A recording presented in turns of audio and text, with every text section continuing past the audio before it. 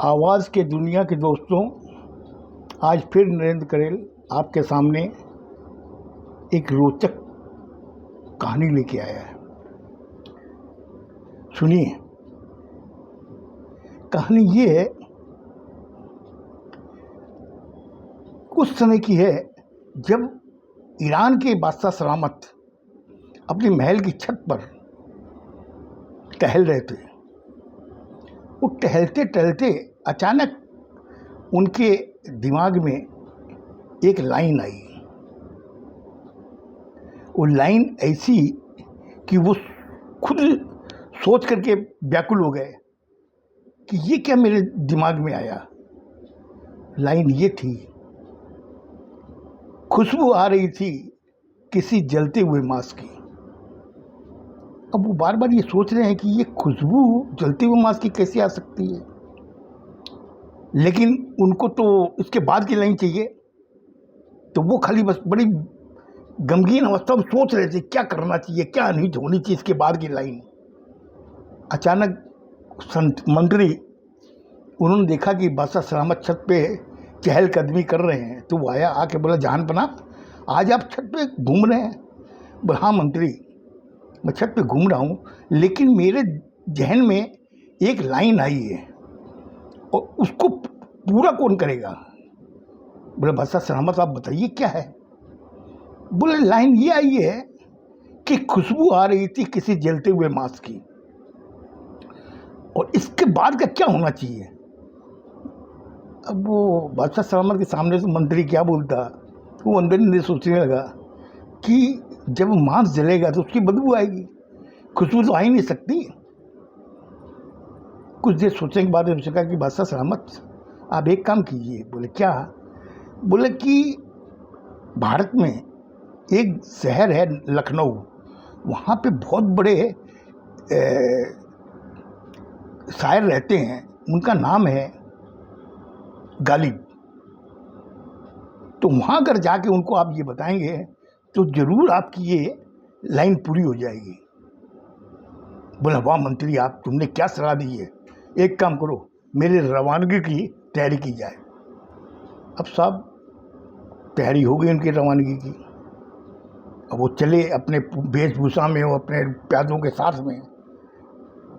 अब ट्रेन से पहुँचे लखनऊ स्टेशन पर, तो वहाँ पर उतरे डब्बे से, तो कुली वगैरह जैसे होते हैं, उन्होंने देखा उसकी वेशभूषा, तो उन्होंने कहा कि हो सकता है ये आदमी कहीं का बादशाह सलामत हो।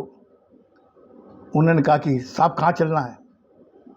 तो उसने कहा कि बोले, देखो बात ये है कि मुझे यहाँ पे मिस्टर गालिब रहते हैं, शायर गालिब, उनके यहाँ जाना है।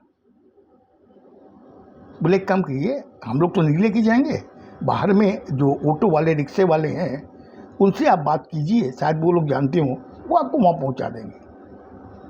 अब बादशाह सलामत और उनकी पूरी बारात निकली साथ में। स्टेशन के बाहर आने के बाद में एक रिक्शे वाले, उस समय मोटर गाड़ी तो होती नहीं थी, रिक्शे होते थे, रिक्शे वाले के पास में आए।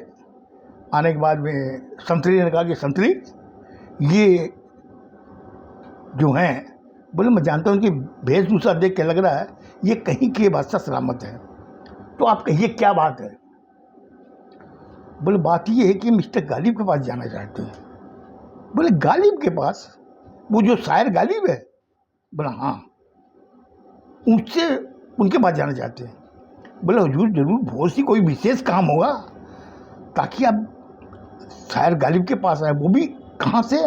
बोले, ईरान से आए हम लोग। बोले, ईरान से आप आए तो जरूर कोई ना कोई खास बात है, तभी आप मिस्टर गालिब से मिलने आए हैं। बोला, हाँ हाँ। तो बोले, इसी क्या बात है? बोले, बात ये है कि हमारे बादशाह सलामत के जहन में एक लाइन आई। बोले, क्या लाइन? बोले, हम मिस्टर गालिब को बताएंगे।